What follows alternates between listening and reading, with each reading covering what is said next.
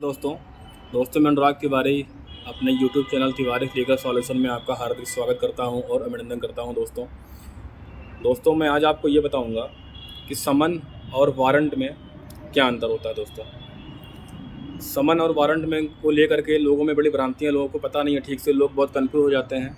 जब कोई सुनता है कि कोर्ट से समन आया हुआ है तो आदमी तुरंत घबरा जाता है, सोचता है अब क्या होगा मेरे साथ, कोर्ट ने बुलाया है। तो दोस्तों घबराने की आवश्यकता नहीं है। समन का मतलब सिर्फ इतना होता है कि समन का मतलब ये है कि आपको फला डेट में कोर्ट में आना है। समन का मतलब होता है बुलावा। समन अंग्रेजी भाषा के समन शब्द से लिया गया, SUMMON समन। पहले इसको लोग आम बोलचाल की भाषा में भी यूज़ करते थे। जैसे यस्टरडे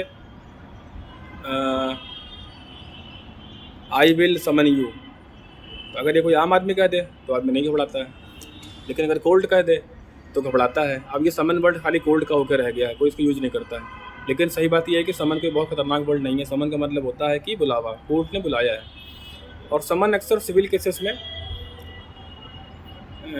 किए जाते हैं। जब कोई पार्टीशन सूट डालता है, टाइटल सूट डालता है, कोई अपने दावे का अधिकार करता है, मतलब जितने भी अधिकारों से संबंधित मामलों की सुनवाई होती है उनमें समन शामिल किया जाता है। जिनमें लड़ाई मारपीट नहीं होती है, सिर्फ अधिकारों की रक्षा की बात होती है। जिन मुकदमों में अधिकारों की रक्षा की बात होती है, मतलब जो सिविल सूट होते हैं, उनमें ही समन किया जाता है। अब दोस्तों समन में क्या होता है, समन में ये लिखा होता है कि आपको फला तारीख को कोर्ट में आके उपस्थित होना है। अगर आप उस तारीख को आ गए तो ठीक है, अदरवाइज़ आप अपना हाजिरी माफ़ी लगवा करके अपना अगले डेट पे आने के लिए कोर्ट से आग्रह कर सकते हैं। इसमें कोई उतनी घबराने की बात नहीं मानी गई है समन के लिए। दोस्तों आपने ये भी सुना होगा कि जो है कोर्ट से नोटिस आई है। अक्सर लोग समन और नोटिस को एक ही समझ लेते हैं, ऐसा नहीं है। समन और नोटिस में अंतर है। दोस्तों मैं आपको यहाँ दोनों में अंतर समझाता हूँ। समन का मतलब होता है कि हाँ, जिसने केस फाइल, जिसने दावा दाखिल किया कोर्ट में, जिसने सिविल से संबंधित कोई मामला कोर्ट में दाखिल किया और उसने जिसको पार्टी बनाई है, उन सभी को समन जाता है कोर्ट से कि भैया आप आइए कोर्ट में, आप हाजिर होइए और जो आपके ऊपर दावा किया गया है उसके डिफेंस में कोई बात रखिए जिससे मामले की सुनवाई आगे बढ़ सके। उसको मामूली समन के रूप से उसको बुलाया जाता है। समन हमेशा 2 प्रतियों में होती है। दोस्तों ये हाईकोर्ट का गाइडलाइन है कि समन को 2 प्रतियों में ही भेजा जाएगा। इसीलिए अक्सर कहा जाता है कि इस कोर्ट से समन्स आए हैं, ना कि समन कहा जाता है, समन्स कहे जाते हैं। लास्ट में एस लगाया जाता है, प्लूरल वर्ड। तो समन 2 प्रतियों में होगा।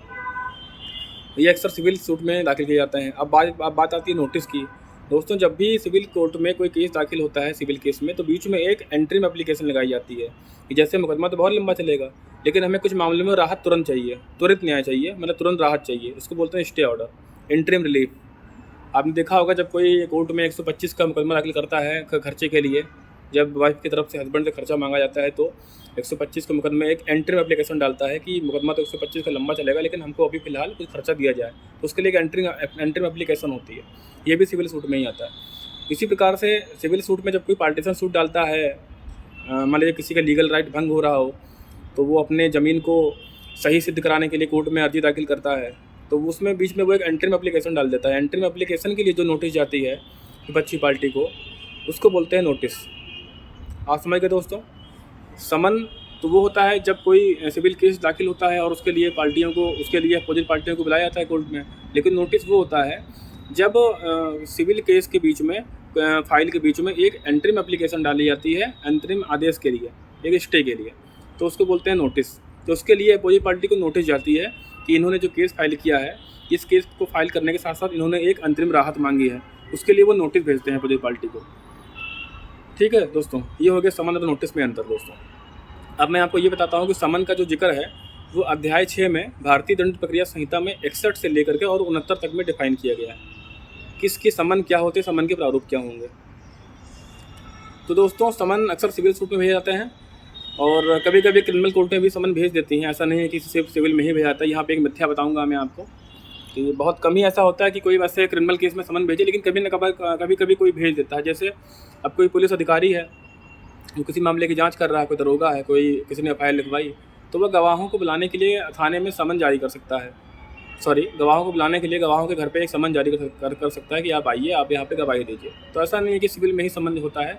हाँ, 100 में से 90% सिविल सूट में ही समन होते हैं, बट छोटे मोटे जो 10% बचे वो क्रिमिनल केस में छोटे मोटे मामलों में समन जारी हो जाते हैं। जहाँ पे वो वारंट नहीं कर सकते वहाँ पे वो समन कर देते हैं। आप ऐसे समझ लीजिए। कि क्रिमिनल प्रोसीडिंग में जैसे जो अधिकारों से संबंधित जो मामले होते हैं उनको बोलते हैं सिविल सूट, लेकिन जहाँ पे लड़ाई झगड़े मारपीट की बात आती है, जहाँ पे पुलिस इन्वॉल्व हो जाती है, ठीक है, वहाँ पे अक्सर वारंट ही जाता है घर पे।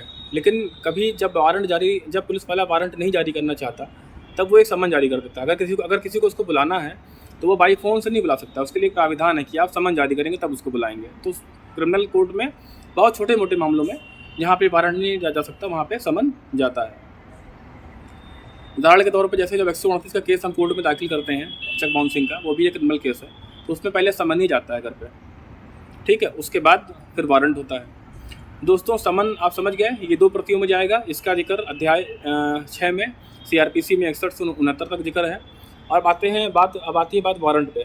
दोस्तों वारंट जो होता है वो 2 तरह का होता है, एक बेलेबल वारंट, एक non bailable warrant. Bailable warrant वो होता है जिसमें कोर्ट एक बेलेबल वारंट निकालती है और संबंधित थाने में ये भेजती है कि जाओ फला आदमी को गिरफ्तार करके मेरे सामने लाओ। इसकी एक खास बात ये होती है कि बेलेबल वारंट में बेल तुरंत खड़े खड़े वहीं पे कोर्ट में ही हो जाती है। अब दूसरा वारंट आता है NBW। NBW होता है नॉन बेलेबल वारंट। 2 तरह के वारंट दोस्तों होते हैं, ABW एक NBW। जमानती अपराध, गैर जमानती अपराध। जमानती अपराध मतलब BW, गैर जमानती अपराध मतलब नॉन NBW। ये अक्सर क्रिमिनल कोर्टें जारी करती हैं जहाँ पर लड़ाई झगड़े के मामले होते हैं, जहाँ पर सिविल सूट नहीं होता है, जहाँ पे क्रिमिनल केस होता है, वहाँ पर वारंट इशू किए जाते हैं।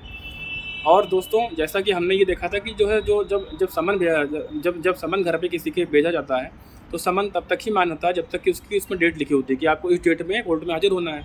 लेकिन वारंट तब तक लागू रहता है उस व्यक्ति पर इसके लिए वारंट निकला है जब तक वो मिल नहीं जाता है। कभी कभी वारंट सालों साल चला करता है। आपने सुना होगा कि जो है किसी पे वारंट चल रहा है साल भर से, वो मिल नहीं रहा, पकड़ने में नहीं आ रहा पुलिस वालों का। तो दोस्तों वारंट की कोई समय सीमा नहीं होती, वारंट तब तक लागू होता है, तब तक मान्य होता है जब तक गिरफ्तार करने वाले व्यक्ति पुलिस वालों को मिल ना जाए। और समन एक निश्चित डेट के बाद समन रद्द हो जाता है, फिर नया समन जारी होता है। दोस्तों ये है मेन अंतर। और वारंट जो है उसका जिक्र CRPC में चैप्टर 6 में ही CRPC की धारा 70 से 81 तक में इसका जिक्र किया गया है, इसका वारंट का। तो दोस्तों यहाँ मैंने आपको समन, नोटिस और वारंट तीनों में अंतर समझा दिया है। समन जहाँ बिलोंग करता है सिविल सूट से, सिविल केस से, वहीं वारंट बिलोंग करता है क्रिमिनल केस से। समन 2 प्रतियों में जाता है, वारंट 1 प्रति में ही जाता है। समन एक निश्चित तारीख तक के लिए होता है, वारंट तब तक के लिए होता है जब तक कोई व्यक्ति मिल ना जाए। समन सिविल सूट में होता है, वारंट क्रिमिनल केस में होता है दोस्तों। और नोटिस मैंने आपको बता ही दिया दोस्तों। इसके अलावा अगर आपको कोई समस्या हो, तो कोई बात समझ में ना आ रही हो, तो आप मुझको फ़ोन करके पूछ सकते हैं, मेरे को व्हाट्सअप कर सकते हैं दोस्तों।